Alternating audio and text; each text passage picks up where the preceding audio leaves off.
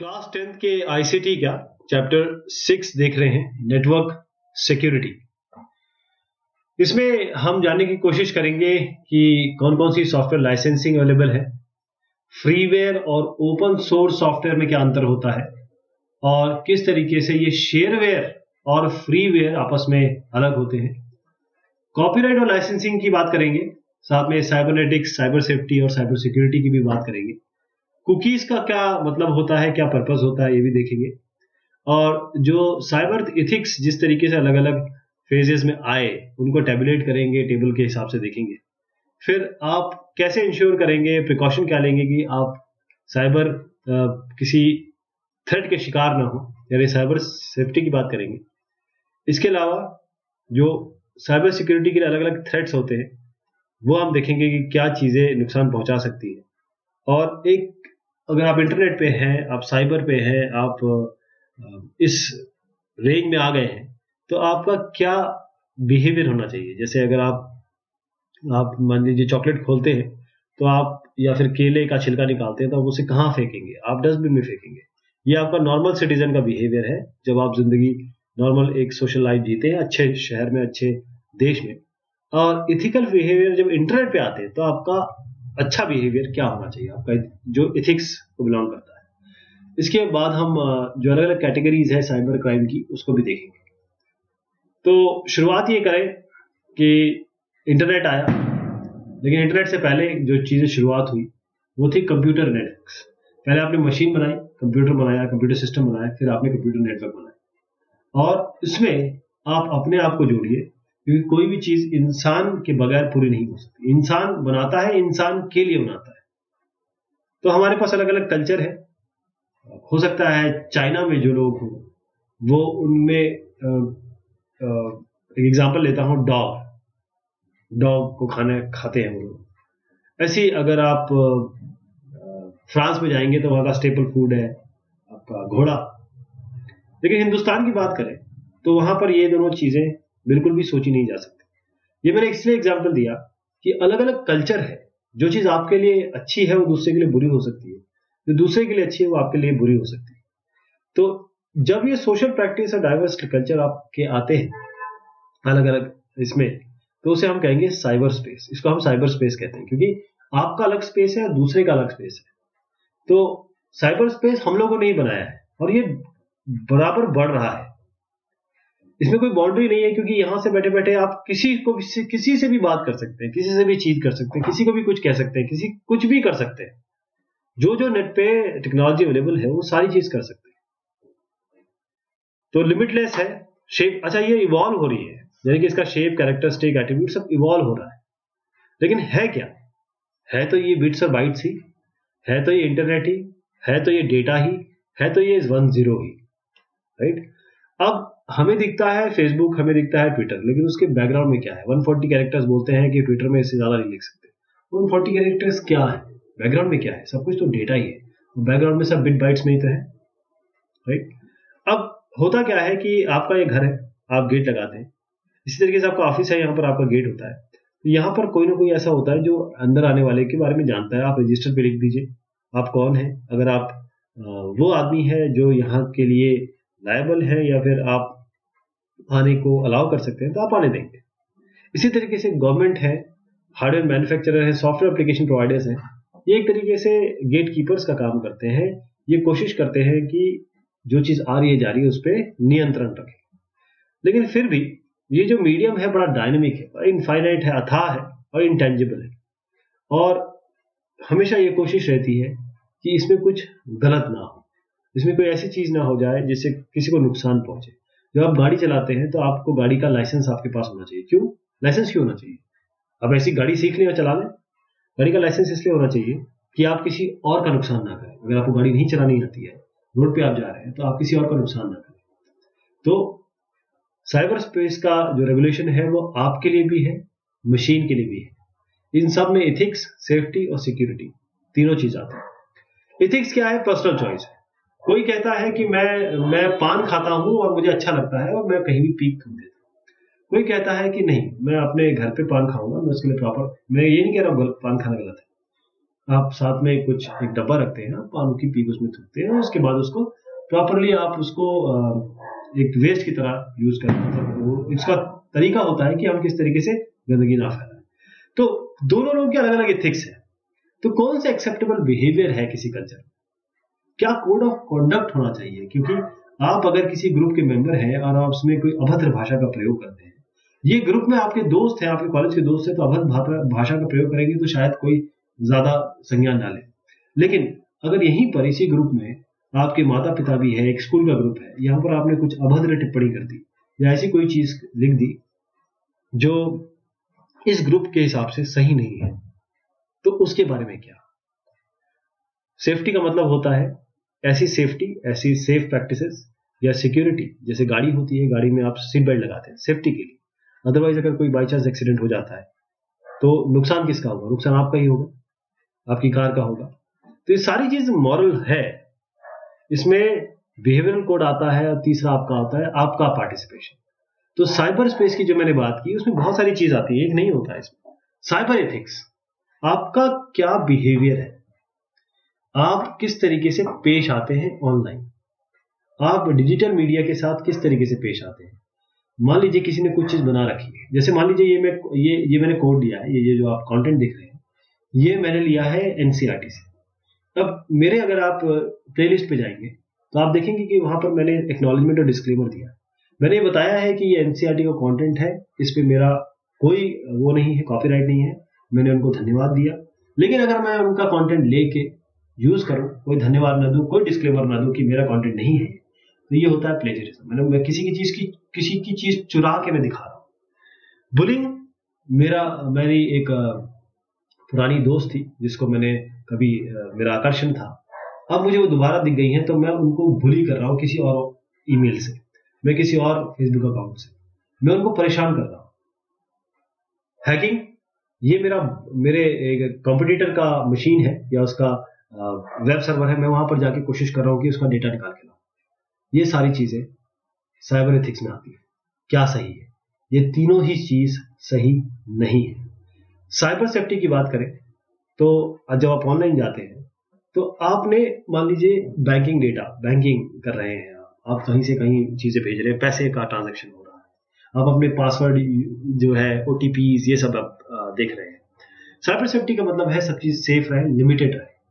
अब cyber security की बात करेंगे तो इसका मतलब ये है कि अनलॉफुली, बगैर मतलब जो लॉ में जिसको गलत करार दिया गया है उस चीज को अनलॉफुली आप किसी को नुकसान पहुंचा रहे हैं, उसके डेटा को खराब कर रहे हैं। आपने देखा होगा कि कई वेबसाइट्स ऐसी हैं जिसपे लोगों ने हैकिंग की या उसको रोका और वो बेचारी वेबसाइट जो है वो कई समय के लिए डाउन रही या फिर वो बंद ही हो।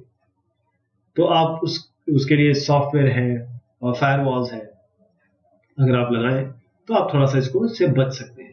और ये जो मैं कह रहा हूं ध्यान रखिएगा कि ये सब जो चीजें हैं, अगर आप कंप्यूटर साइंस में जाना चाहते हैं, क्योंकि अब तो कंप्यूटर साइंस में हर आदमी, चाहे मैकेनिकल का आदमी हो, चाहे सिविल का आदमी हो, चाहे वो एमएससी उसने बायोलॉजी की हो, माइक्रोबायोलॉजी बायोलॉजी की हो, वो कोई भी आदमी जिनका नाम मैं ले रहा हूँ, चाहे वो इकोनॉमिक्स वाला हो, बगैर वो साइबर में आए अब काम नहीं चलेगा। तो उनको भी ये सब चीजें जाननी है कि अगर मैं कैपिटल अक्षर में किसी को लिखता हूं तो मैं उसको एक तरीके से अपशब्द कह रहा हूं।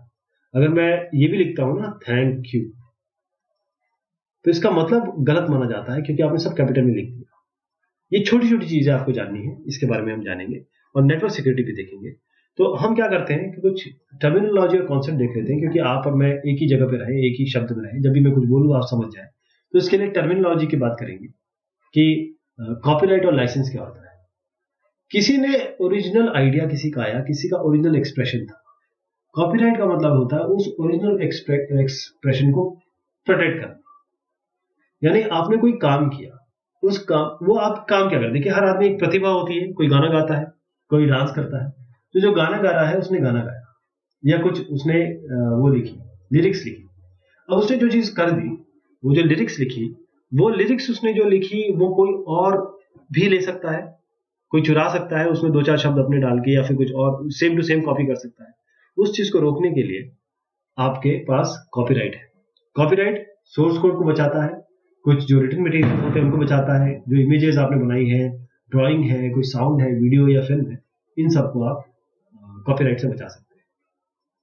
अगर किसी के पास कॉपीराइट है तो 5 एक्सक्लूसिव राइट उसको मिल जाते हैं। पहले तो ये है कि वो आपके अपने डाटा को स्टोर कर सकता है, रिप्रोड्यूस कर सकता है कॉपीराइटेड मटेरियल को, और जो उसके पास कॉपीराइटेड मटेरियल है उसको किसी को बेच सकता है, किसी को लीज कर सकता है, किसी को रेंट कर सकता है। फिर जो कॉपीराइटेड मटेरियल है वो जो बंदा है जो या कंपनी है जो कॉपीराइट जिसके पास है वो उसको परफॉर्म भी कर सकता है, दिखा भी सकता है, डिस्प्ले कर सकता है।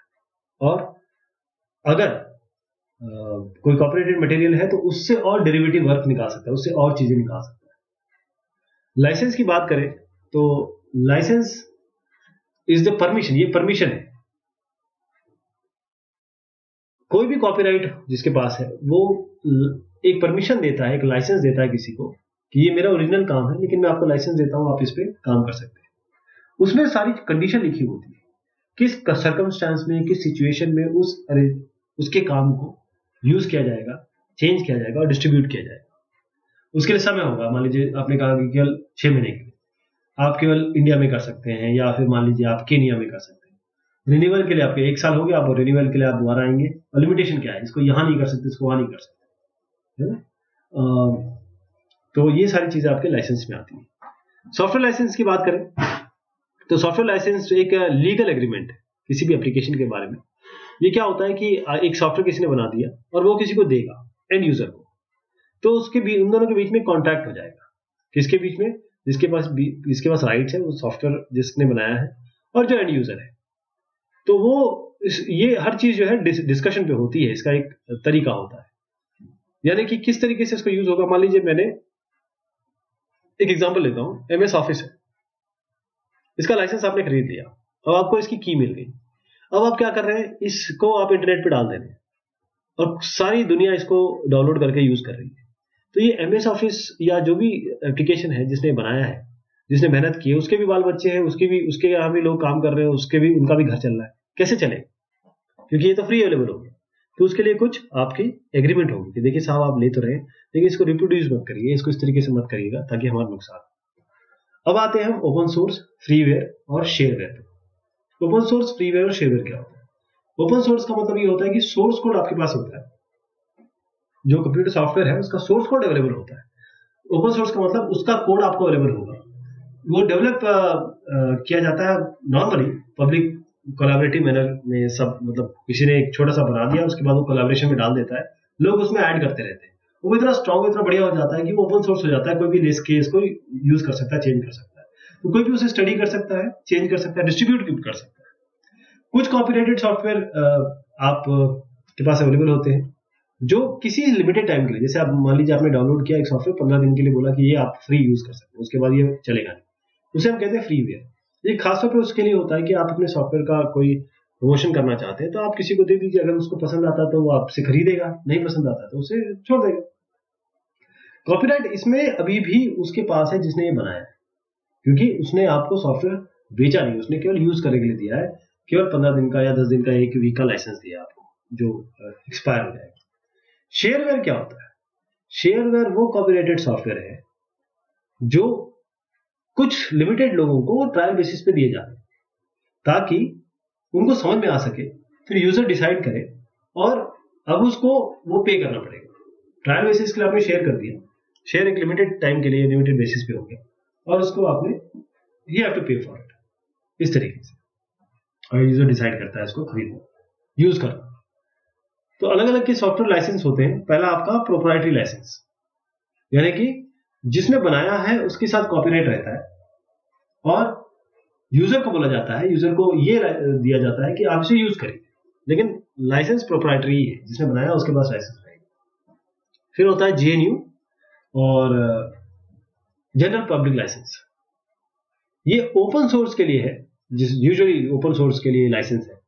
तो इसमें क्या कहा जाता है कि यूजर जो है सोर्स कोड लीजिए, उसको चेंज करिए, और लेकिन जब भी इसको रिप्रोड्यूस करेंगे आप, वो जीएनयू जीपे लाइसेंस में ही करेंगे, यानी कि आपको जो चीजें फ्री में मिली है आप दूसरों को भी फ्री में दीजिए, और इसका और प्रोपोगेशन करिए, यानी कि ये चीज आम जनता तक पहुंचे, लोग यूज करें।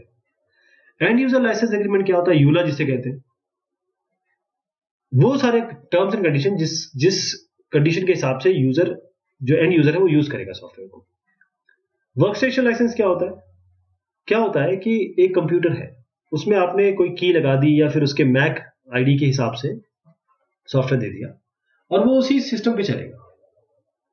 अगर आप किसी और सिस्टम पे डालना चाहते हैं इसको, तो पहले यहां से हटाना पड़ेगा, फिर चलेगा। मतलब किसी एक ही मशीन पे चल सकता है।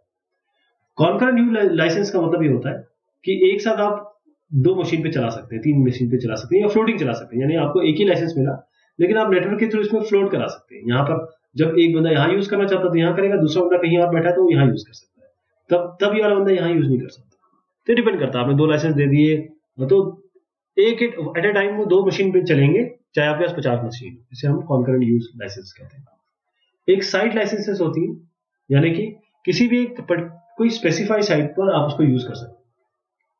और अनलिमिटेड साइट लाइसेंस आपने बताया, अगर ये दिया तो किसी भी कंप्यूटर पे कहीं भी आप यूज कर सकते हैं, जब तक उसी साइट पे हो। ये साइट लाइसेंस का मतलब है उस साइट पे आप कुछ देर के लिए दे दें, कुछ समय के लिए दे दें, या बोलें कि ठीक है यूज करिए, लेकिन साइट हुई होनी चाहिए।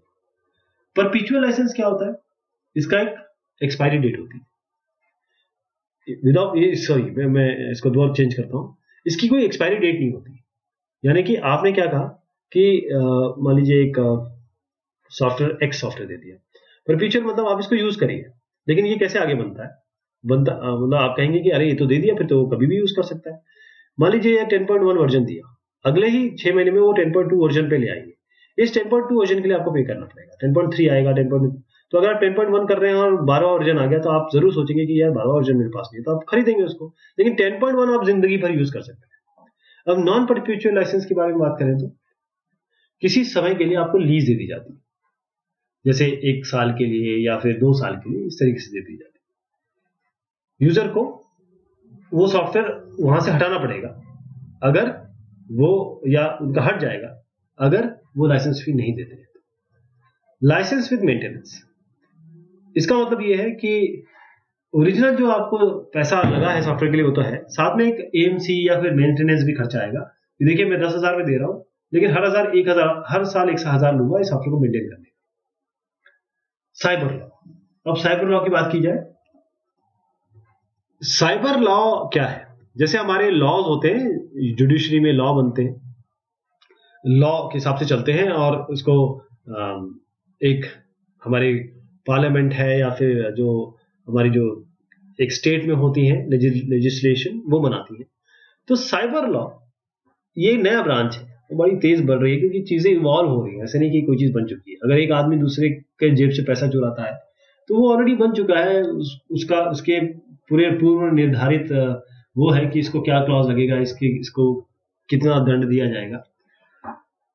साइबर लॉ जो आपका बिहेवियर है साइबर स्पेस में, उसको रोकने के लिए, अगर कोई गलत बिहेव कर रहा है तो 3 बेसिक बिल्डिंग ब्लॉक है साइबर लॉ के। एक तो नेटिजन, सिटीजन जो होते हैं, जो सिटी या क्षेत्र में रहते हैं। नेटिजन वही जो नेट पे होते हैं, वो ऐसे इनहेबिटेंट है रहने वाले जो इंटरनेट पे आते हैं और यही इसको फिजिकल वर्ल्ड का एक्सटेंशन मान के चलते हैं, क्योंकि सारे काम इंटरनेट पे या फिर नेट पे ही हो रहे हैं। साइबर स्पेस क्या है? ये एक मैन मेड मशीन वर्ल्ड है जो अपने आप को चेंज कर रही है, और फिर तीसरी चीज इसमें टेक्नोलॉजी आती है। साइबर लॉ में वो सारे केसेस आते हैं जिसमें रिटन रूल्स है, गवर्नमेंट के लॉ है, चाहे वो लोगों के हिसाब से, इंस्टीट्यूशन के हिसाब से हो। इसमें साइबर स्पेस में एंट्री को कंट्रोल करना और एक्सेस देना साइबर स्पेस में, ये दोनों शामिल है। इसके अलावा ऐसे हार्डवेयर और सॉफ्टवेयर बनाना जिससे लोगों को रोका जा सके कि वो एक्सेस कर सके साइबर स्पेसेस को, और जिससे वो ऑनलाइन जा सके या एंटर कर सके साइबर स्पेस में। ये सारे हार्डवेयर और सॉफ्टवेयर ऐसे बनाने हैं ताकि लोगों को अलाउ किया जा सके, लोगों को रोका जा सके। तो जो ई कॉमर्स है, ऑनलाइन कॉन्ट्रैक्ट है, कॉपीराइट है, ट्रेडमार्क है, बिजनेस सॉफ्टवेयर पेटेंटिंग है, ई टैक्सेशन है, ई गवर्नेंस है, या साइबर क्राइम है, ये सारे लॉज जो इनको गवर्न करते हैं, इन सबको जो मैंने नाम लिया, वो सारे के सारे इस साइबर लॉ के अंदर में आते हैं। अब हम जरा कुकीज की बात कर लें। कुकीज क्या होती है?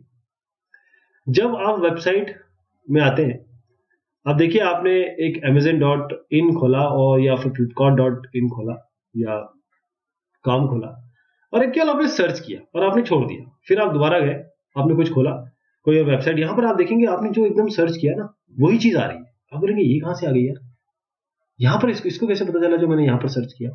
वो इससे सर्च किया क्योंकि आपने जो सर्च किया वो एज अ कुकी आपके ब्राउजर पे आ गई। यानी जब भी आप कोई विजिट वेबसाइट करते हैं तो कुछ इन्फॉर्मेशन उसकी आपके ब्राउजर पे आ जाती है, आपकी स्टोर हो जाती है या आपकी मशीन पे स्टोर हो जाती है। तो यूजर इसको ये बहुत जरूरी भी है, क्यों? क्योंकि जब आप वेबसाइट यूज करते हैं तो यूजर नेम, पासवर्ड और उसका जो लिंकिंग है वो सब आप स्टोर कर लेते हैं, ताकि आपको बार बार हर चीज को री इन्वेंटिंग द व्हील ना करना पड़े, जाए और फटाफट यूज करना शुरू कर दें। तो हार्ड डिस्क पे हो या फिर आपके ब्राउजर पे हो, जो चीज स्टोर हो जाती है आपके यूजर प्रेफरेंस के हिसाब से। जैसे मैंने मान लीजिए विक्स ढूंढा यहाँ पर, विक्स पेपर। अब विक्स जो है वो यहाँ पर हमको दिखने लगा जब मैंने कोई और वेबसाइट खोली, तो वो इसीलिए आ रहा है ताकि वो ऐसे ही आ पा रहा है क्योंकि आपने आपके ब्राउजर पे या आपके सिस्टम पे कुकी आ गई। अब हैकर्स और क्रैकर्स क्या होते हैं? हैकर्स वो देखिए दो तरीके के लोग होते हैं। आप बोलेंगे ये IITian है, ये बहुत तेज है, बहुत बढ़िया, ये कंप्यूटर साइंटिस्ट है, तेज आदमी है, बहुत बढ़िया ये कोड बनाता है और बहुत अच्छा।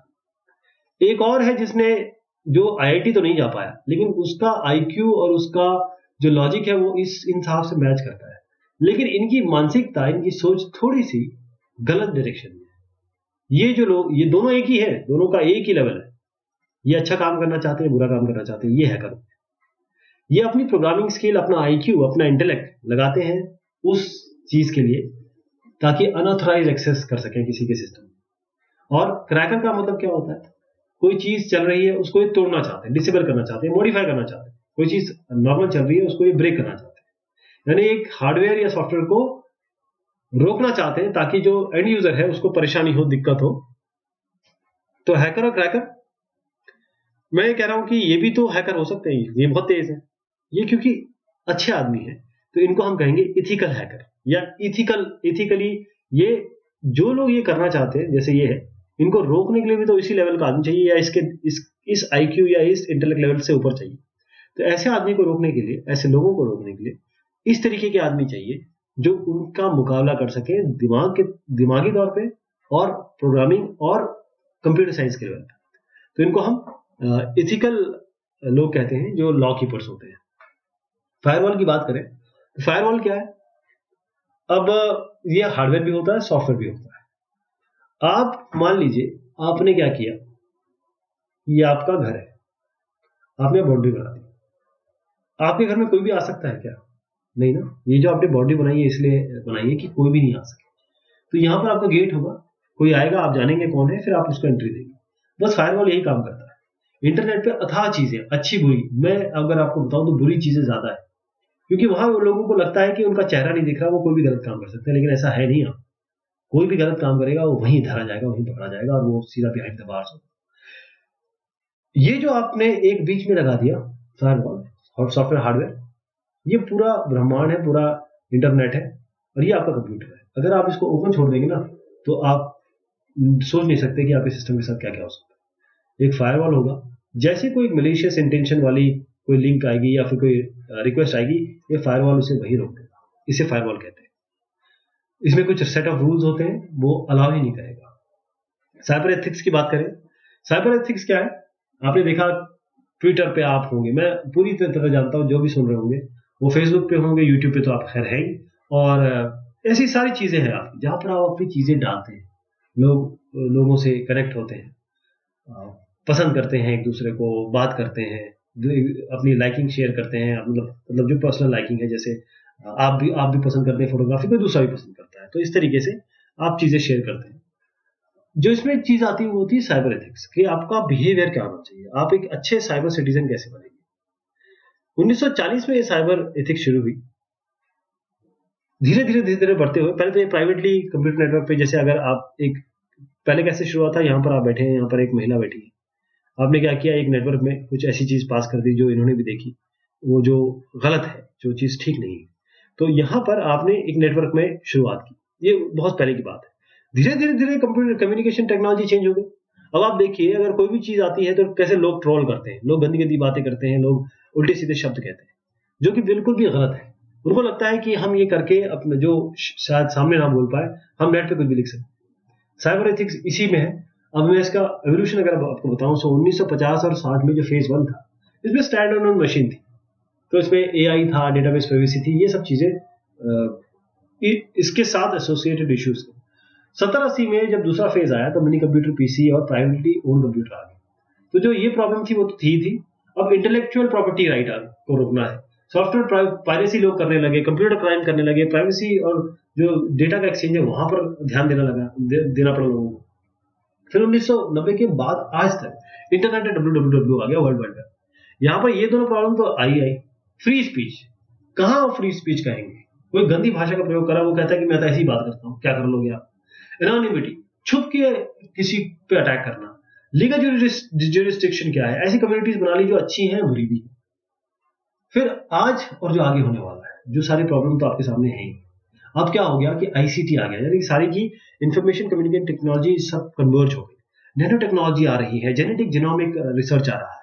तो इन सब चीजों के लिए आप देखिए कि अब और रोबोट्स गड़बड़ करने लगेंगे।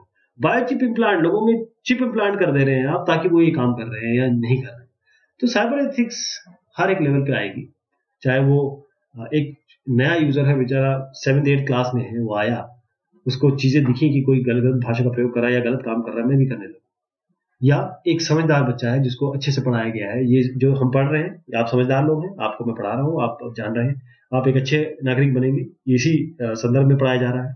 तो आप एक अच्छे आईटी प्रोफेशनल बनेंगे। आप जानते हैं कि किसी को का बुरा नहीं करना, किसी का को परेशान नहीं करना है।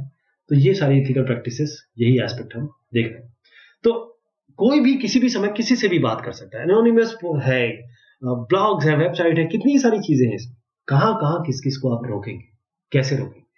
मोबाइल फोन छोड़िए, आप इंटरनेट छोड़िए, आपका मोबाइल फोन है आपके पास, आप किसी को परेशान कर सकते हैं, किसी को हैरास कर सकते हैं, कोई भी किसी को कर सकता है।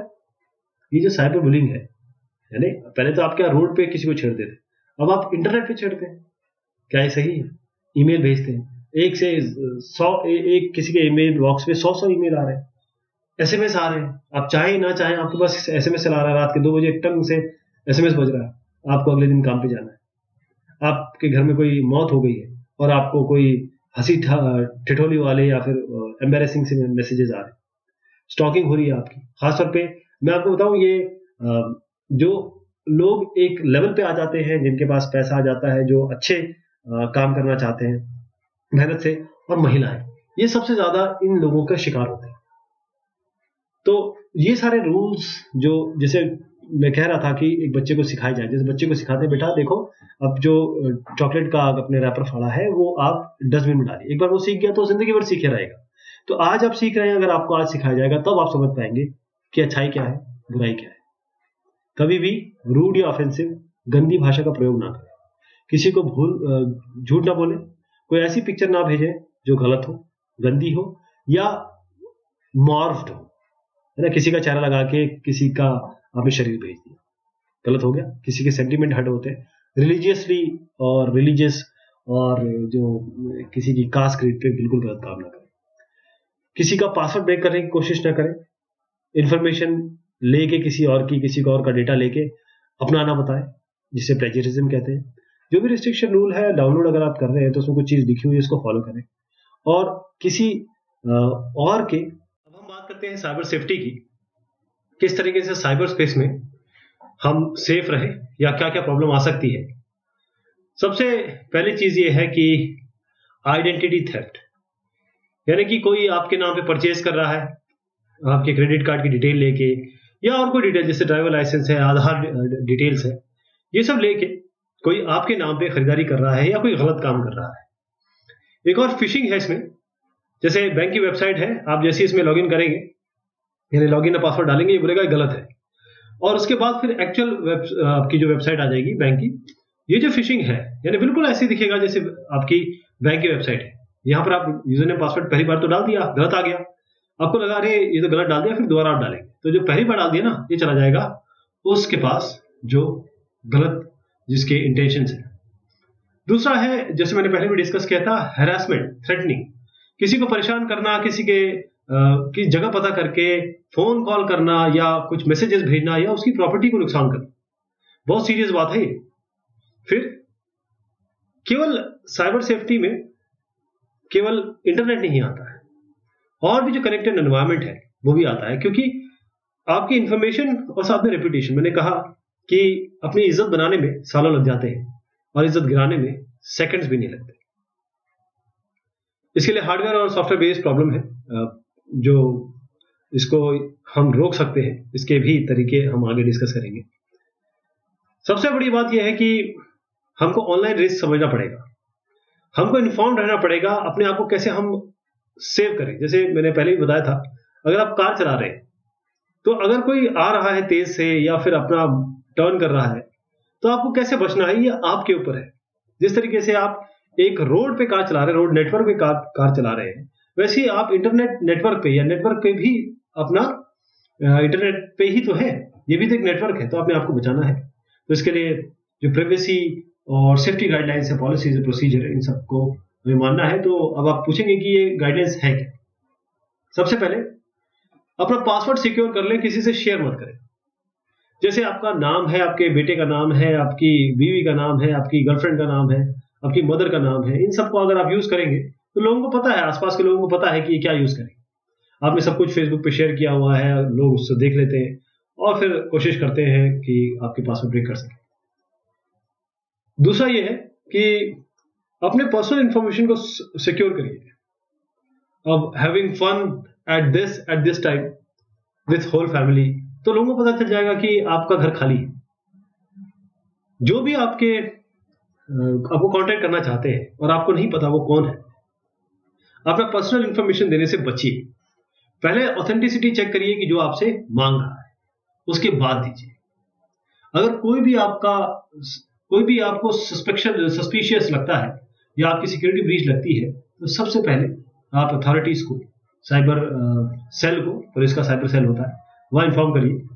और जैसे बैंक है या फिर जो भी आपकी वेबसाइट है वहां पर इन्फॉर्म करिए, फिर उसके बाद जो साइबर सेल है वहां पर जरूर इन्फॉर्म करिए।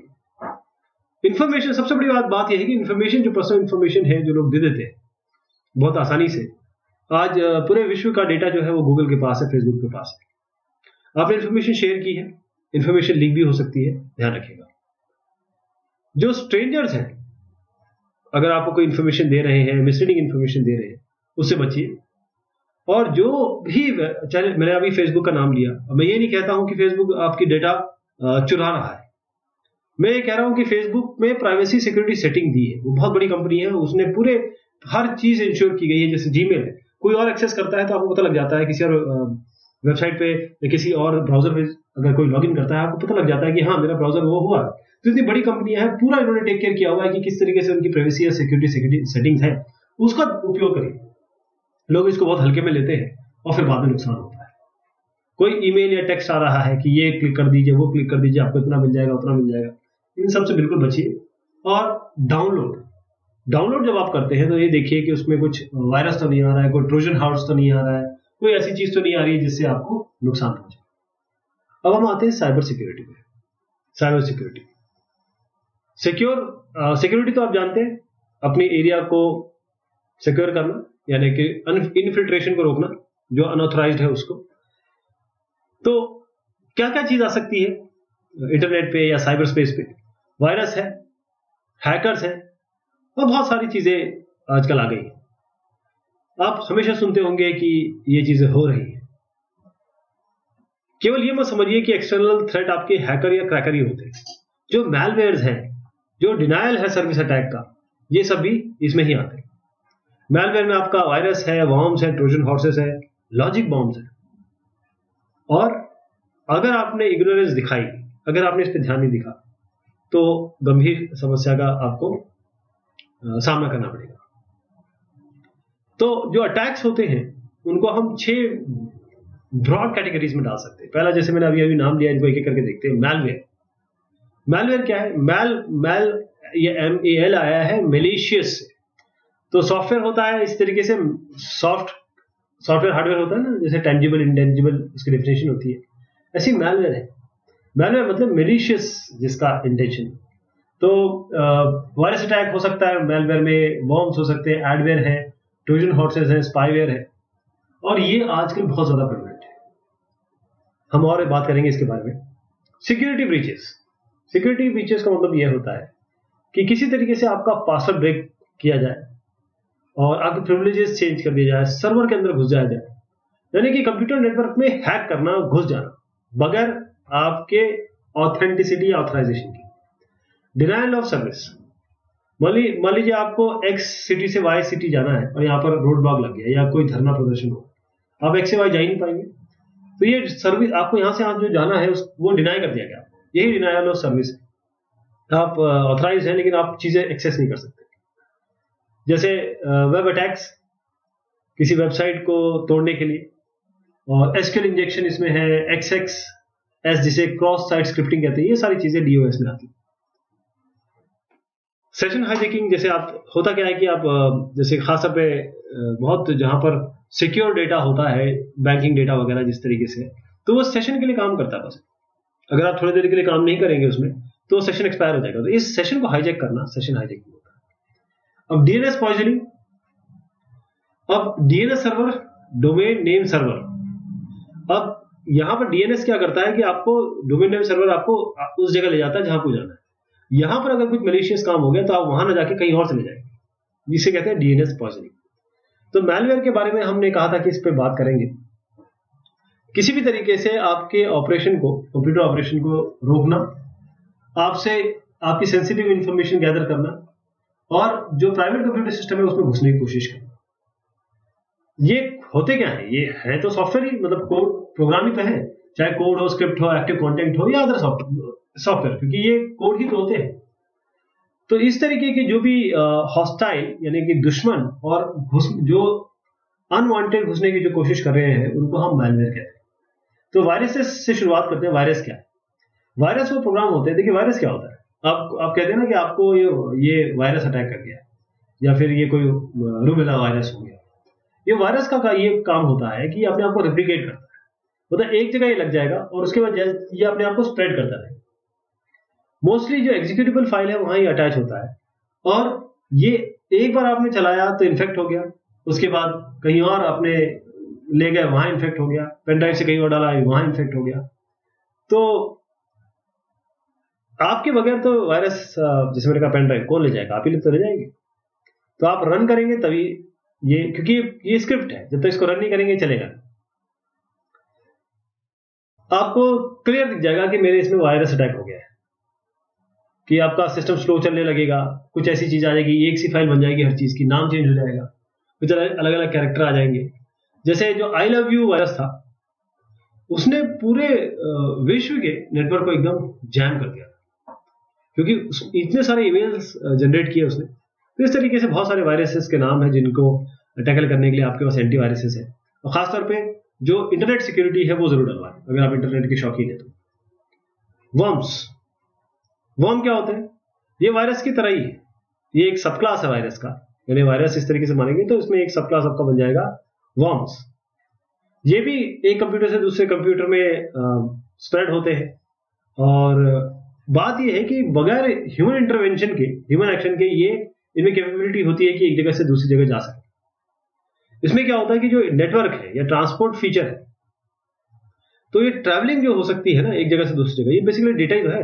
तो ट्रैवलिंग जो हो सकती है वो, अगर आपका एक इन्फेक्टेड नेटवर्क है और वायरस इसको नुकसान पहुंचाता है, जो ये वर्म्स, वायरस क्या करता है कि जो आपका कंप्यूटर है वहां पर नुकसान पहुंचाता है, उसको मॉडिफाई कर देगा फाइल को। लेकिन वर्म्स में पॉसिबिलिटी है कि ये ट्रैवल भी कर सकते हैं। जैसे ब्लास्टर वर्म था, ये इस तरीके से हुआ था कि किसी भी कंप्यूटर में घुसे, वहां से दूसरी जगह ये रिमोटली कंट्रोल कर सके चीजों को। फिर एडवेयर है। अब एडवेयर क्या है? ऐसे सॉफ्टवेयर जो पहले तो फ्री थे लेकिन उसमें एडवर्टीजमेंट है, यानी कि आप इसको अगर, जैसे आपके पास अगर मोबाइल है और उसमें स्मार्टफोन है, उसमें जैसे ही आप कोई ऐप डाउनलोड करेंगे तो उसमें लिख के आता है नीचे कि इसमें एडवर्टीजमेंट है। अब क्योंकि आप फ्री चाहते हैं तो आप उसको इंस्टॉल कर लेते हैं। अब एडवर्टीजमेंट आता रहता है और एडवर्टीजमेंट आता रहेगा तो ये जिसने भी इसको बनाया है वो रेवेन्यू जनरेट करता रहेगा, उसको पैसे मिलते रहेंगे, चाहे आप चाहें चाहे मैं चाहे। ट्रोजन हॉर्सेस, ट्रोजन हॉर्सेस ऐसे हैं जो बिल्कुल क्लियर दिखते हैं आपको, लेकिन उनका काम वही होता है, मतलब उनका इंटेंशन वही होता है। आपको लगेगा कि ये तो बढ़िया सॉफ्टवेयर है ना, आपने चला दिया, उसको इंस्टॉल कर दिया। इसका काम ये होता है कि ये डिलीवरी प्रोडक्ट है, डब्बा है जिसके अंदर वायरस रहता है। तो आप पहले अगर एग्जांपल लें, जैसे बैक ऑरिफिस थी, ये ट्रोजन हॉर्सेस थे। स्पाईवेयर का काम क्या है? स्पाईवेयर एक इतना आसान जैसे कुकी जैसा भी हो सकता है, या उससे और भी बड़ी चीजें हो सकती है, जैसे की लॉगर, इस तरीके से। तो क्या होगा, जैसे भी आप की दबाएंगे, जैसे फिर से मैं आता हूं बैंकिंग पे, तो जब आप की दबाएंगे तो वो जो की दबा रहे हैं वो इंफॉर्मेशन जाती रहेगी। तो स्पाई मतलब होता है कि जासूसी, ये जासूसी के काम आता है, लोग इसको जासूसी के लिए यूज करते हैं। तो नेटवर्क सिक्योरिटी में कुछ डू और डोंट्स है, क्या करना है क्या नहीं करना है। जब भी आप यूआरएल देखें, जो भी आपका ब्राउजर होस्ट में जो यूआरएल लिखा हो उसको बहुत ध्यान से देखें और फिर उसके बाद जाए। आपका जो कंप्यूटर है उसमें एंटीवायरस और बेसिक अपडेट जो आते रहते हैं वो आप डालते रहिए, क्योंकि सिक्योरिटी अपडेट्स हैं, पैचेस हैं जो बड़ी बड़ी कंपनियां दे रही है, क्योंकि उन कंपनियों को पता है क्या चीज आ रही है और उसका फटाफट वो तोड़ भी निकालते हैं। वो सब आप अपने अपडेट करते रहिए। ऑटोमेटिक डाउनलोड जो अटैचमेंट का है ईमेल से, वो आपको टर्न ऑफ करना पड़ेगा, अदरवाइज आपने जैसे ईमेल खोला खट से आपका अटैचमेंट डाउनलोड हो गया, वो गलत हो जाएगा। ध्यान रखिएगा कि जो भी आपके जैसे जीमेल वगैरह है, बड़े बड़े जो जायंट्स हैं, याहू है, रेडिफ है, वो आपके ईमेल वगैरह को खुद चेक करते हैं कि इसमें कुछ गड़बड़ तो नहीं है। तो आपको जो भी आप सेव करेंगे उसको स्कैन जरूर करना है, उसके बाद उसको ओपन करेंगे, राइट। तो अगर आपको ओपन करना है तो ध्यान रखिएगा आपका एंटीवायरस पुराना ना हो। कंप्यूटर को अपने या फाइल को अपने हार्ड डिस्क पे रखिए, एंटीवायरस चलाइए उस पर, उसके बाद आगे बढ़िए। अब हम आते हैं साइबर क्राइम्स पे। अब आपको नेटवर्क सिक्योरिटी क्लियर हो गया, क्या होता है ये, थोड़ा इसको आगे बढ़ाते हैं। इसके आगे अगर आप जाएंगे तो साइबर क्राइम्स आते हैं। ये वो इलीगल यानी कि गलत काम है जो कंप्यूटर सिस्टम और कंप्यूटर नेटवर्क को अफेक्ट करता है। कोई भी इलीगल एक्ट अगर इन जगह पे हो रहा है तो उसे साइबर क्राइम का नाम दिया जाएगा, राइट। कोई भी इलीगल एक्टिविटी जो लीगल ना हो, जिसके लिए कंप्यूटर टेक्नोलॉजी का नॉलेज जरूरी है ताकि एग्जीक्यूट किया जा सके, इन्वेस्टिगेट किया जा सके, इंप्लीमेंट किया जा सके, इसे साइबर क्राइम की संज्ञा दे रहे हैं। तो अलग अलग टाइप के साइबर क्राइम है। तो सबसे पहला है जनरल इंट्रूजन, जैसे अभी हमने बात की हैकिंग, स्पाईवेयर, फिशिंग, फार्मिंग, ये सारी आपकी जनरल इंट्रूजन में आती है। कंप्यूटर में वायरस भेजना, बाउंस भेजना, इन्वेड करना, कंप्यूटर को घुसने की कोशिश करना, ये सारा भी जनरल इंट्रूजन में आता है। जैसे मैंने बताया डिनायल ऑफ सर्विस, डीओस जो अटैक होता है, ऐसी bots, Trojan horse, zombie machines, ये सारी भी जनरल इंट्रूजन में आती है। दूसरा यह है कि आप या तो किसी को पीटे, मारे, या आप किसी को डेली परेशान करें। तो वो मारना और डेली परेशान करना, उसको मेंटली आप इतना परेशान कर दें, तो वो न्यूसेंसेस होते हैं। जैसे स्पैम भेजते रहना, वेब पेज के टेक्स्ट और इमेजेस चेंज हो जाए उसके अपने आप जिस वेबसाइट पे जा रहे हैं वहां नहीं दूसरी जगह आपको भेज दिया जा रहा है। ऐसे आता है पर्सनल आइडेंटिटी थेफ्ट, किसी और का नाम या क्रेडिट यूज करके कुछ करना, आपकी इंफॉर्मेशन, पासवर्ड, कोड नंबर्स लेना, क्रेडिट कार्ड की इंफॉर्मेशन लेके परचेजेस करना, आपकी पर्सनल रेपुटेशन को खराब करना, जो आपके पर्सनल क्रेडिट रेटिंग्स है उसको खराब करना। फिर इंटेलेक्चुअल प्रॉपर्टी आता है इसमें, मतलब आपके जो आइडियाज हैं, आपने जो सोचा है, आपने जो किया है, जिससे आप रोजी रोटी कमा रहे हैं, उसको दूसरा कोई यूज कर रहा है। जैसे कोई कॉपीराइटेड म्यूजिक है, वीडियो अगर चलाना, किसी भी चीज को अपना बना के बेचना या उसको प्रेजेंट करना, चीट करना, सॉफ्टवेयर पायरेसी, किसी कंपनी ने सॉफ्टवेयर बनाया है उसको क्रैक करके उसको नेट पे लाना या बेचना।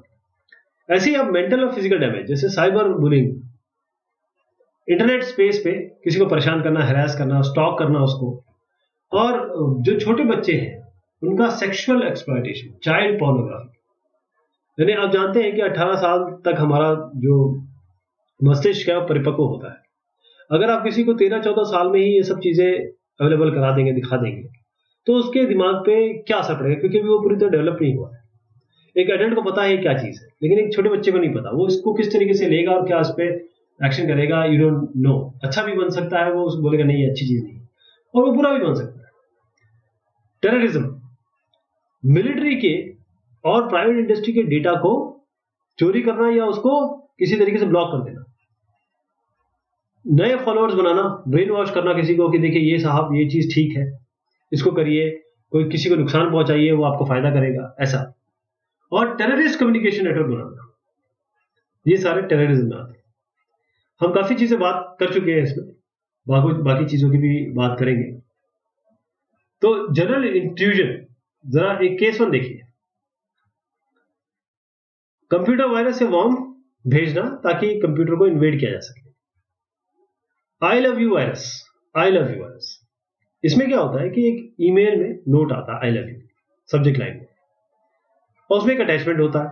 जब इसको आप खोलेंगे तो जितने भी आपके रेसिपिएंट्स हैं, आपके चाहे माइक्रोसॉफ्ट आउटलुक के बुक में हो या और भी जो आपके एड्रेस बुक में हो, ये वहां पर अटैक करता है, रीसेंड टू एवरीवन, सबको रीसेंड हो जाएगा। यानी कि आपने जैसे ही इसको खोला, आपके सारे जितने भी लोग हैं जो आपके एड्रेस बुक में, उनके पास भी यही चीज चली जाएगी, है ना।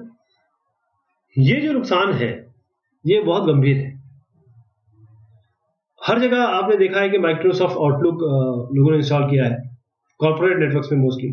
तो आई लव यू वायरस ये इतनी तेजी से फैला, मई 4, 2000 में इतना तेज ये फैला कि इसने बड़ी बड़ी कंपनियां जैसे फोर्ड मोटर कंपनी इसको तक बंद करा दिया, इसके सारे काम को रोक दिया। 45 मिलियन यूजर्स एक दिन में इससे अटैक होते थे, इससे इन्फेक्ट होते थे। तो आई लव यू वायरस ये लिखा गया था वीबी स्क्रिप्ट में कि जब इसको ओपन करेंगे डबल क्लिक से, तो जो रिसिपिएंट जो भी आउटलुक एड्रेस आपके इसमें है वो उनको पहुंच जाता है ना। फिर ये ओवरराइट करता था सारी जितनी भी फाइल है, चाहे वो JPEG हो, MP3 है, जितनी भी टाइप की ये फाइल आपको दिख रही है, उन सबको ये ओवरराइट करता है। अगर आपके पास बैकअप कॉपी नहीं है तो ये सारी चीज आपके पास गई।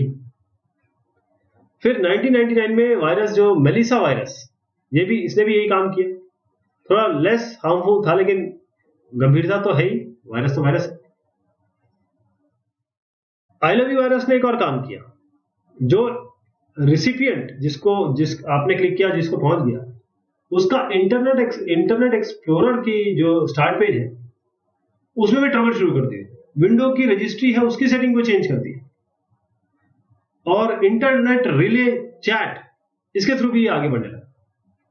तो जो इसके क्रिएटर थे रेमोरेज और गुजमैन, 5 मई में 2000 में इनको पकड़ा गया, समझा गया, लेकिन वो किसी तरीके से भागने में कामयाब हुए। लेकिन कहने का मतलब ये है कि जो डैमेज था 50 मिलियन इन्फेक्शन हो गया 10 दिन। आप सोच सकते हैं गंभीरता, किसी के गलत इंटेंशन से पूरे समाज का, पूरे जो अच्छे लोग हैं जो अपनी रोजी रोटी कमा रहे हैं किसी तरीके से, उनकी चीजों का नुकसान कर दिया। केस 2 में आते हैं malware trojans. Trojan horse, Trojan का मतलब यहां से लिया गया है, ये एक पुरानी कहानी थी, शायद मैंने किसी पिछले डिस्कशन में बताया है ये ट्रोजन हॉर्स क्या है। ये अपने आप आपके सिस्टम पे इंस्टॉल हो जाएगा, आपको पता ही नहीं है। जैसे की स्ट्रोक लॉगर, ये क्या होगा, जब भी आप की अपने आप इंस्टॉल हो गया, जैसे आप कीबोर्ड में टाइप करेंगे ये अपने आप आपकी चीजों को लॉक कर देगा। मान लीजिए आप ऑनलाइन बैंक अकाउंट में गए तो आपकी लॉगिन इंफॉर्मेशन इसने ले ली। इसके अलावा जो और सोफिस्टिकेटेड ट्रोजन्स है वो क्या करते हैं, पॉपअप पेज बना देते हैं, ऐसे लगता है कि ये तो जेन्युइन पेज है, और फिर किसी तरीके से कोशिश करते हैं किसी और के अकाउंट में पैसे पहुंच जाए। और भी ऐसे मैलवेयर है जो एक्स्ट्रा फील्ड डाल देते हैं जो आपके ऑनलाइन बैंकिंग में होता ही नहीं, वहां पर ये आपका डेटा लेने की कोशिश करते हैं। कोशिश करिए कि वर्चुअल कीबोर्ड का यूज करें जब भी नेट बैंकिंग करें। आप माउस के जरिए पासवर्ड अपना एंटर कर सकते हैं, ये खासतौर पे जो स्पाईवेयर और ट्रोजन हॉर्स प्रोग्राम है उनसे बचने के लिए बनाया गया है। तो पासवर्ड थेफ्ट इससे बच सकता है। एक केस और देखिए,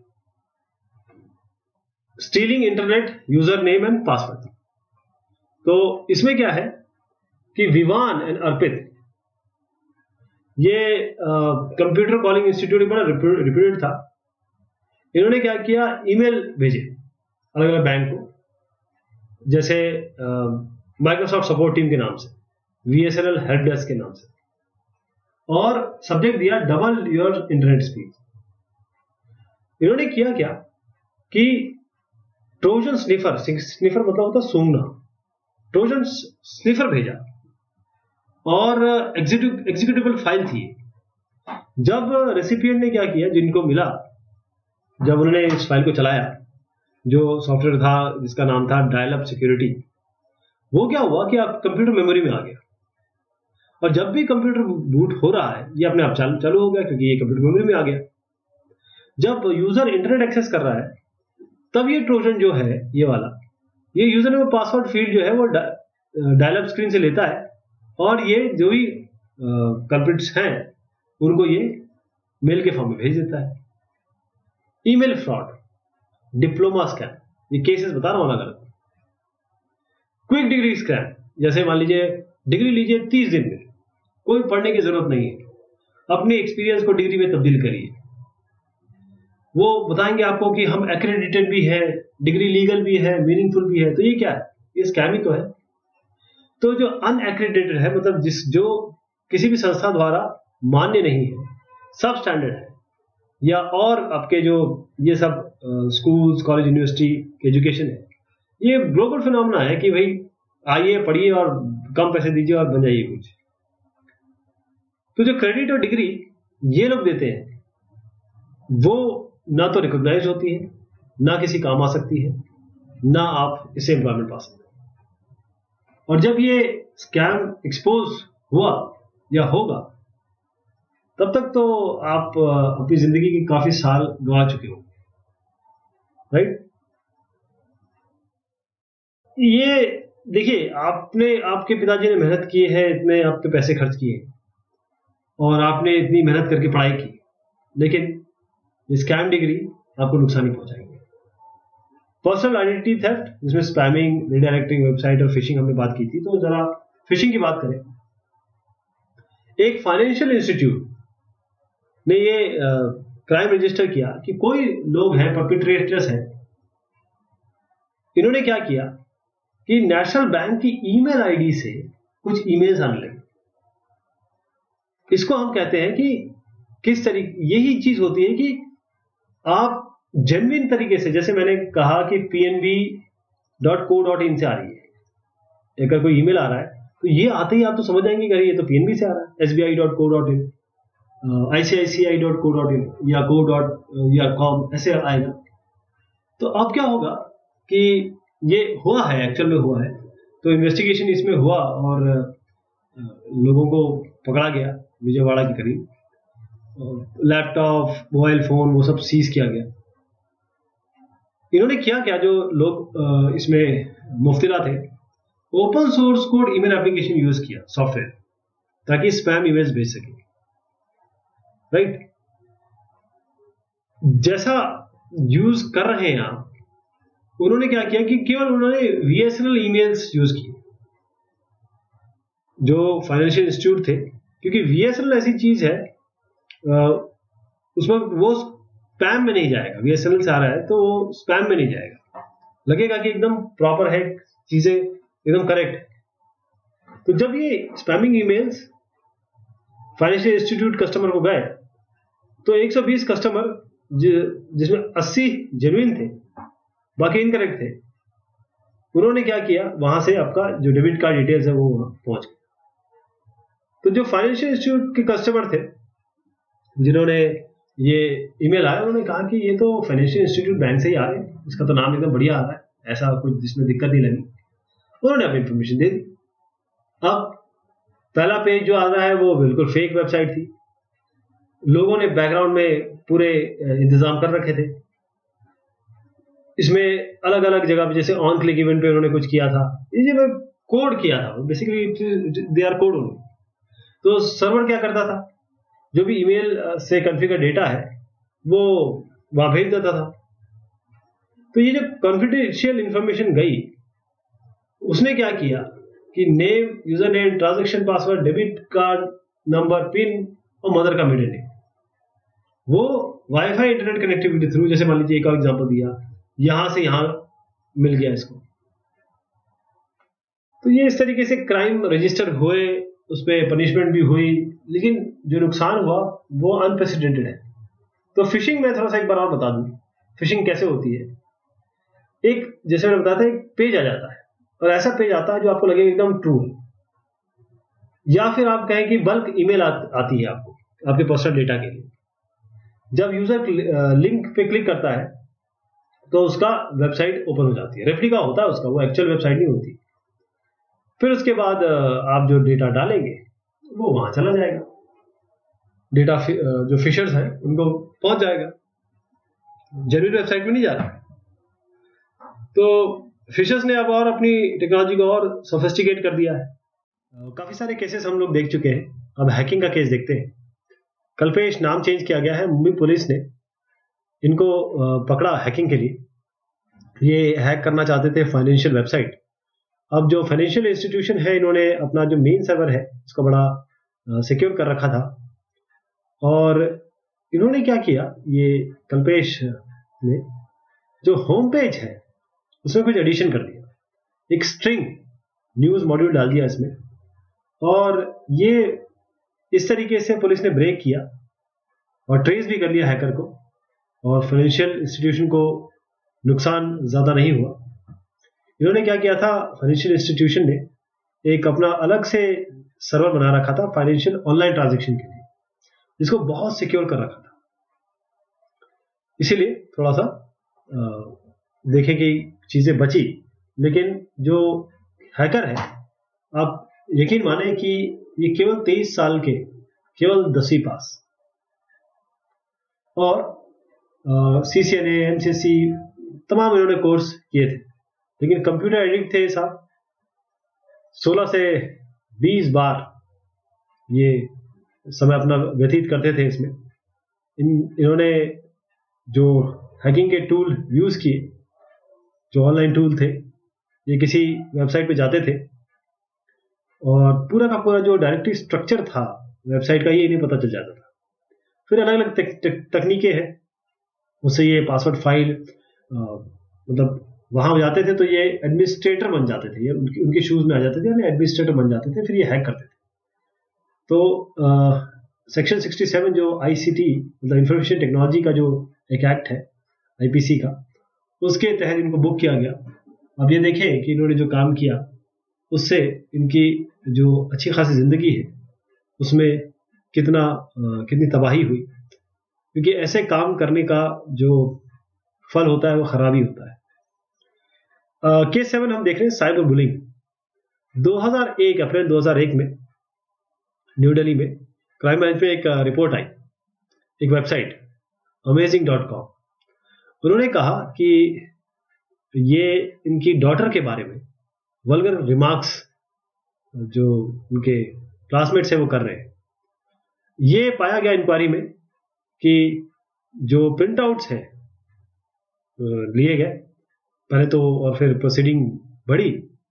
आप यकीन नहीं मानेंगे कि 11वीं क्लास का स्टूडेंट जो उसी बच्ची का क्लासमेट था उसको पकड़ा गया, और फिर जुवेनाइल बोर्ड ने 2003 में उनको थोड़ा, जो बॉय थे, क्योंकि वो जुवेनाइल थे, छोटे थे, तो इसलिए इसको थोड़ा सा एक वो दिया। लेकिन फिर से मैं यही कहूंगा, आप सोच रहे होंगे कि मैं हमेशा एक ही बात कह रहा हूं कि गलत काम का गलत नतीजा होता है। देखिए, ये जो काम है ना, ये चाहे आप मोहल्ले में करें, गलियों में करें, चाहे आप साइबर स्पेस में करें, ये गलत है और इसकी सजा आपको जरूर मिलती है। साइबर स्टॉकिंग केस 8 है, इसमें बहुत सारी चीजें आई साइबर स्टॉकिंग के। अब इसमें जैसे एक बुक में आपके जो दिया है, एक न्यू दिल्ली पुलिस केस में है। तो इसमें क्या हुआ कि एक लेडी थी, उससे वो बात करने लगे, उसका नाम लेके, एक लेडी का, he was talking an Indian lady be, मतलब कैसे एक ए है जिन्होंने बी इस तरीके से किया, और वहां पर उन्होंने बड़ी अभद्र भाषा का प्रयोग किया। और वहां पर क्या किया, उस जैसे एक लेडी आदमी ने लेडी बन के बात करना शुरू किया, और फिर लोगों से बात किया, टेलीफोन नंबर अपने दिए और लोगों को बोला कि फोन पे बात करिए। तो वो बेचारी को कुछ नहीं पता कि क्या हो, और बैकग्राउंड में कॉल आने लगे और लोग गंदी गंदी बात करने लगे उनसे। तो ये जो चीज देखिए कि किसी की अच्छी खासी जिंदगी को किस तरीके से साइबर स्टॉकिंग से खराब किया गया। जो घर में बैठा है आराम से, उसको पुलिस के चक्कर लगाने पड़े, और उस बेचारे की कोई गलती नहीं, है ना। तो फटाफट काम किया गया, और फिर जो मोडेस्टी है उसको भंग करने के चक्कर में, और या उस सिलसिले में इन साहब को अच्छी सजा दी गई। स्टॉकर जो होते हैं, जो स्टॉक करते हैं, स्टॉक का मतलब होता है कि जैसे कोई इंडिविजुअल है, वो महिला भी हो सकती है, जेंट्स भी हो सकते हैं, इसको कोई स्टॉक कर रहा है, इनको ये जहां जा रही है वहां जा रहा है, उसकी लाइफ को कंट्रोल करने की कोशिश कर रहा है, क्योंकि आप किसी तरीके से दिमाग में आ ही गए ना, हर जगह आप दिखाई दे रहे हैं। तो वो मोस्टली वो होते हैं जो प्रेमी होते हैं, वन साइडेड लवर्स होते हैं, वो बहुत अपने डिजायर के कारण परेशान करते हैं। और मोस्टली इन केसेस में देखा गया है कि लेडीज जो है वो विक्टिम होती है और आदमी स्टॉकर होते हैं। क्या करते क्या है, कैसे करते हैं? पहले तो ये क्या करते हैं कि जो विक्टिम है, जिसका कोई लेना देना नहीं, वो अपनी जिंदगी जी रहा है या जी रही है, उसकी सारी इंफॉर्मेशन निकाल लेते हैं उसे, क्योंकि हो सकता है कि विक्टिम ने अपनी चीजें शेयर की हो सोशल मीडिया पे, या चीजें, सारी चीजें निकाल लेते हैं। और खासतौर पे अगर जो स्टॉकर है वो उसका पड़ोसी हो, या आसपास हो, या क्लासमेट हो, कॉलेजमेट हो, अगर स्ट्रेंजर है तो वो इंटरनेट रिसोर्सेस से, जैसे मैंने कहा, कि चीजें निकाल लेता है। और फिर ये क्या करता है कि ये इंफॉर्मेशन कहीं भी पोस्ट भी कर सकता है, और फिर वहां से नंबर फोन आने लगते हैं, और बहुत गंदी लैंग्वेज और ये सब चीजों का भी प्रयोग देखा गया है। तो कहीं भी आप किसी भी कोने में हो सकते हैं, और ये लोग इससे सफर हो रहे हैं। कुछ स्टॉकर क्या करते हैं, वो इनका ईमेल उठाते हैं और कई जगह सब्सक्राइब कर देते हैं जो विक्टिम है, पोर्नोग्राफिक साइट्स में, या और गलत जगह पे इसको इनका ईमेल डाल देते हैं। कई स्टॉकर्स क्या करते हैं, ईमेल भेजने लगते हैं बहुत सारे, वो बड़ा दुखदाई होता है। ऑनलाइन स्टॉकिंग क्या होता है? ऑनलाइन स्टॉकिंग का मतलब यह है कि किसी थर्ड पार्टी को हायर कर लिया गया कि आप हैरास करिए इसको। ओके, तो इसमें जो विक्टिम है, ये कभी कभी ये जानती है कि, या जानता है कि उसे कौन फॉलो कर रहा है। कभी कभी शायद उनसे लड़ाई हुई हो कभी, या कोई आर्गुमेंट हुआ हो, तो उसे पता लग जाता है। मोस्टली ईमेल के थ्रू ये होता है, जैसे मैं प्यार करता हूं आपसे, या मैं आपको ये कर दूंगा, या फिर मैं क्या बोलूं आपको, आप खुद समझदार हैं। और मल्टीपल नेम, अलग अलग नाम से ईमेल जा रहा है, टेलीफोन से भी कांटेक्ट किया जा सकता है, और करते हैं लोग, हरास करते हैं, थ्रेटन करते हैं, और इंटिमिडेट करते हैं। इंटिमिडेट मतलब क्या है कि कोई घर से में बैठा हुआ है, उसका आप ऐसी चीज बोलते हैं जिससे ये गुस्सा हो जाए। गुस्से में आदमी हमेशा विवेक होता है, गलत काम करता है। ट्रैकिंग कर सकता है कोई घर पे। ये सब चीजें देखिए, जो ये बताने का या पढ़ाने का मतलब यही है कि आप इन सब से बचें, क्योंकि इसका अंत जो है वो हमेशा खराब होता है। साइबर पोर्नोग्राफी, ये क्लास 10th है, अब क्लास 10th में है आप लोग, और करीबन 14-15 साल के होंगे, प्यूबर्टी एज में। ये चाइल्ड पोर्नोग्राफी बहुत ज्यादा एक, जिसे कहें कि समाज के लिए और संस्थान के लिए बहुत खराब है। इसमें क्या करते हैं कि कुछ जोक्स हो, कुछ फोटोग्राफ्स हो, या स्कैन फोटोग्राफ्स हो, न्यूड फोटोग्राफ्स हो, नंगी जो तस्वीरें होती हैं, वो आपने क्या किया कि किसी का लिया, उसका चेहरा तो वही रखा, लेकिन जो शरीर है वो किसी और का लगा दिया और वो कहीं अपलोड कर दिया। वो तब पता लगता है जब ये कई बार ऐसा होता है कि पता ही नहीं लगता, आपकी फोटो जो है वो इंटरनेट पे है, आप कब इंटरनेट पे जाते हैं आपको पता ही नहीं लगता। तो ऐसा हुआ है, साइबर पोर्नोग्राफी, ये सब चीजें, दिल्ली पुलिस साइबर क्राइम, ऐसे मैं दिल्ली की बात कर रहा हूँ, यहाँ किताब में दिल्ली दिया हुआ है, लेकिन ये हर क्षेत्र में चल रहा है। लेकिन अगेन एक ही बात, हर बात के बारे में एक ही कहूंगा कि नुकसान जो कर रहा है उसी का है। कुछ देर के लिए आप परेशान कर सकते हो किसी को, लेकिन आप जिंदगी भर परेशान रहेंगे। सोशल नेटवर्किंग, अब एक आदमी है, बहुत उम्र दराज है, उसने कहा कि मेरी एज कब है, उसने सोशल नेटवर्किंग पे बनाया, और फिर एक 14 साल की लड़की को जो अपने पढ़ाई में तल्लीन है, अपने फ्यूचर की तरफ सोच रही, उसको मैसेज भेजा। अब होता यह है कि लोग दोस्ती तो करना चाहते हैं क्योंकि हम लोग सोशल एनिमल हैं। अब ये जाना नहीं इन्होंने कि इनका जो इंटेंशन है वो कुछ और है, कुछ गलत है। तो इस तरीके से लोग बेवकूफ बनाते हैं, और आप जब एक्चुअल पाते हैं, जब आप मैसेजेस पास ऑन कर देते हैं, फोटोज पास ऑन कर देते हैं, उसके बाद जो दिक्कतें आती हैं वो बहुत अथाह होती है। तो उस आदमी ने मॉल में मिलने के लिए बुलाया, और फिर उसके बाद मिलना शुरू हुआ। और ये भी हो सकता है कि दूसरी तरह भी हो सकता है, ऐसे नहीं कह रहा हूं मैं कि ये आदमी ही कर सकता है, कुछ और भी हो सकता है इसमें। तो 24 साल का एक आदमी जो अभी मैं बात कर रहा हूँ, वो ऐसी करके किसी को बेवकूफ बनाया, आदमी अच्छी बातों में फंसाया, और उसके बाद उसको किडनैप किया और गलत चीज करने की कोशिश की। लेकिन किसी कारण वो किसी अच्छे उसके कर्म थे, तो या सिचुएशन ऐसी हुई कि वो बच गई। लेकिन आमतौर पे लोग बचते नहीं, तो ऐसा मौका ना आने दें। तो कैसे प्रोटेक्ट करेंगे अपने आप को, जो मैंने आपको बताया अभी, ध्यान रखिएगा कि आप अपने दोस्तों को ही पोस्ट अपनी दिखाएं, इसको पब्लिक ना करें।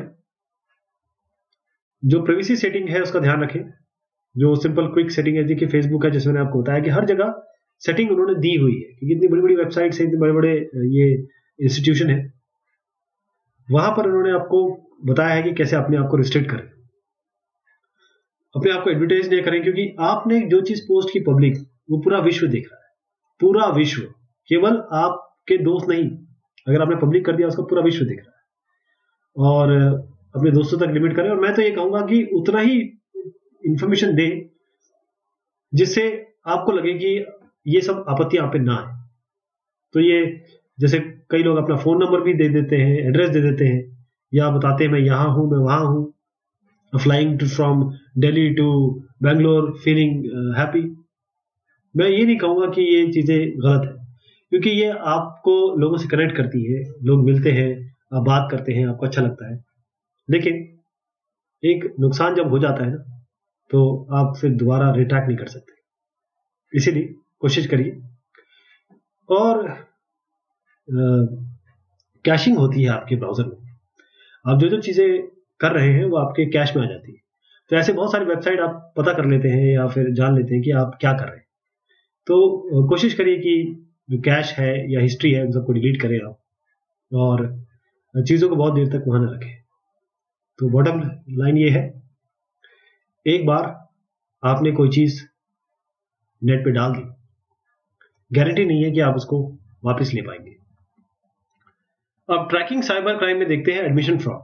इसमें क्या हुआ, अनीता जी है, वो साइबर सेल में आई अपने कंप्लेंट के साथ। उनकी कंप्लेंट थी कि इन्होंने एक फॉरेन यूनिवर्सिटी में एडमिशन के लिए ट्राई किया, और उनको कॉल आया समीरा द्वारा, और उन्होंने कहा कि आपका एडमिशन यहाँ पर होना है, मैं कंसल्टेंट हूँ, यहाँ पर आपका होना है, इंटरव्यू होगा। अनीता बहुत खुश हुई, उन्होंने इंटरव्यू दिया, उनको प्रोविजनल एडमिशन भी मिल गया और लेटर भी मिल गया।